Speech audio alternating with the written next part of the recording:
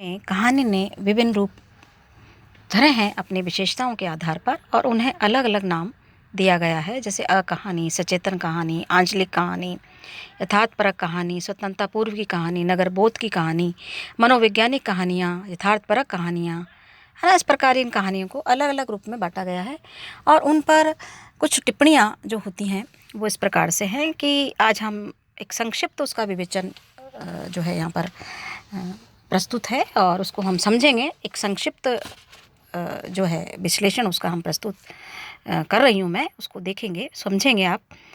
आंचलिक कहानी सबसे पहले देखें किसे कहते हैं कि आपके पाठ्यक्रम में इन कहानियों पर कुछ टिप्पणियाँ आ जाती हैं, तो ये संक्षिप्त टिप्पणियाँ इस दृष्टि से महत्वपूर्ण होती हैं कि वास्तव में इसकी जो मूल संवेदना है उसको हम समझ सकें। तो आप देखिए कि आंचलिक कहानी नई कहानी के विकास क्रम में सचेतन कहानी की भांति आंचलिक कहानी भी आई। और आंचलिकता जैसे कि नाम से ही पता चल रहा है कि अंचल विशेष एक कहानी अंचल विशेष की, तो आंचलिकता एक शैली है, यानी अभिव्यक्ति का एक तरीका। और इस कहानी में दूर ग्रामीण अंचल के भी हमें जो है उसके कहानियाँ जो लिखी जाती हैं वो मिल जाता है, उनकी विशेषताओं को हम समझते हैं, उससे हम परिचित होते हैं। अधिकांशतः है सीमावर्ती इलाकों में के जो क्षेत्र हैं अंचल विशेष हैं, उनकी कहानियों को उनमें लिया गया है। और आंचलिक कहानी में जिस स्थान का कथानक होता है उस स्थान की सूक्ष्म विशेषताओं को, मतलब संपूर्ण जो विशेषताएं होती हैं वो समाहित होती हैं, चाहे वो सामाजिक परंपराएं हों, बोलचाल हो, रहन सहन हो, रीति रिवाज हों। और आप देखिए कि उसके अंदर जो है आस्थाएं होती हैं, इन सब का बड़ा सुंदर, और भाषा तो वही प्रयोग होती है वहाँ की अंचल विशेष की, तो उस बड़ा सुंदर वहाँ की आंचलिकता, थोड़ा बहुत उसमें संवाद भी ले ले जाते कई बार उसमें उस अंचल विशेष के वैशिष्ट्य को दर्शाने के लिए। तो ये सारी की सारी एक आंचलिक कहानी में ये प्रयुक्त होता है। आंचलिक कहानियों की भाषा पर भी आंचलिकता की छाप जो हम देख सकते हैं, जिससे उसका जो भाषिक सौंदर्य और दुगना हो जाता है, उसका शैल्पिक जो सौंदर्य है वो बढ़ जाता है। आप देखिए हिंदी भाषा में आंचलिक शब्दों का प्रयोग करके लेखक भाषा को आंचलिकता का पुट देते हैं, जैसे मृदंग के स्थान पर मृदंग लिखना, है ना। मृदंग वैसे शुद्ध शब्द है, लेकिन मृदंग।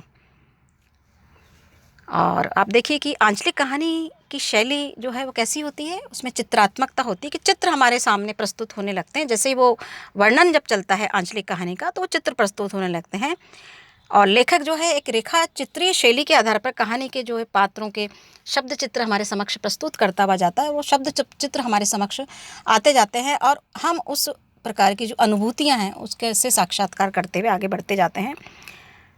और उसमें लोक जो है समाहित होता है, ऐसी कहानियों में लोक जो होता है उससे जुड़ाव, उसकी परंपराएं, ये सब कुछ उसमें हमें दिखने को मिलता है।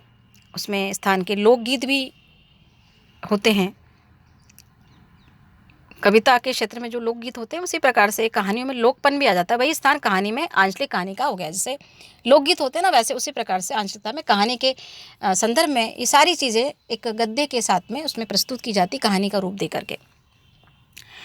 हिंदी में आंचलिक कहानी लिखने में सर्वप्रमुख जो स्थान अगर है तो सर्वश्रेष्ठ जो स्थान दिया जाता है पंडित विश्वनाथ रेणु जी का है। इन्होंने बिहार और उड़ीसा के आंचलिक क्षेत्रों के कथानक को लेकर के अनेक जो है मर्मस्पर्शी कहानियाँ लिखी हैं और उनकी कहानियों में आंचलिकता की गंध, अंचल विशेष की माटी की गंध, सौंधी सौंधी गंध जो है उसमें समाई हुई है।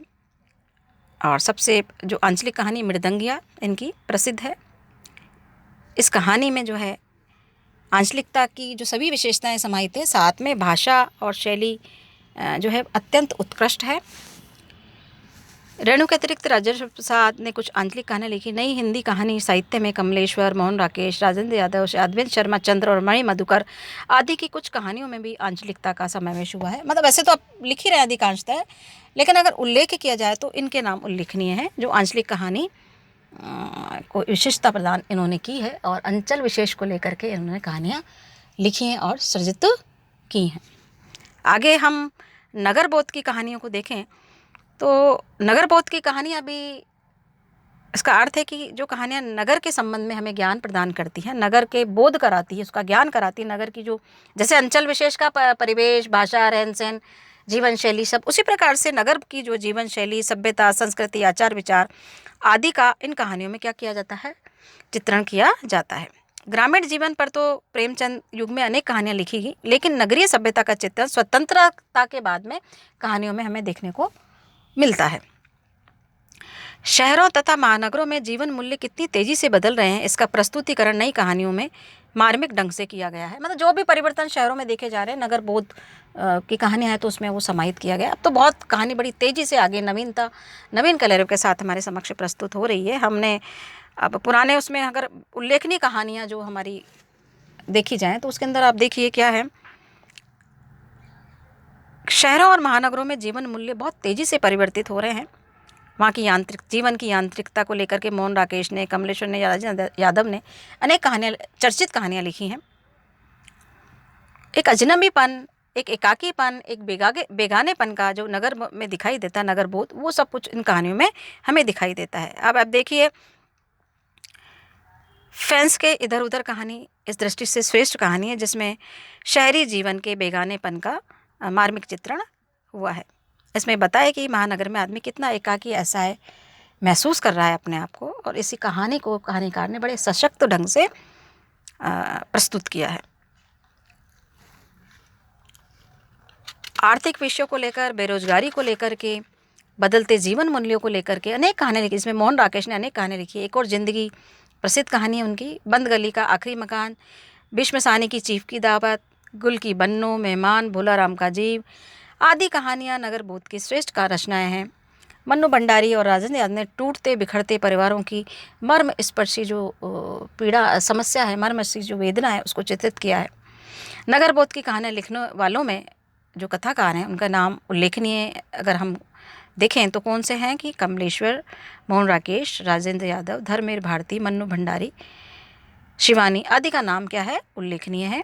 और जिन्होंने नगर बोध की कहानियों में भाषागत सरलता, स्वाभाविकता के साथ में नगर बोध की कहानियों की विशिष्ट को बड़ी सुंदरता और बारीकी के साथ में उभारा है।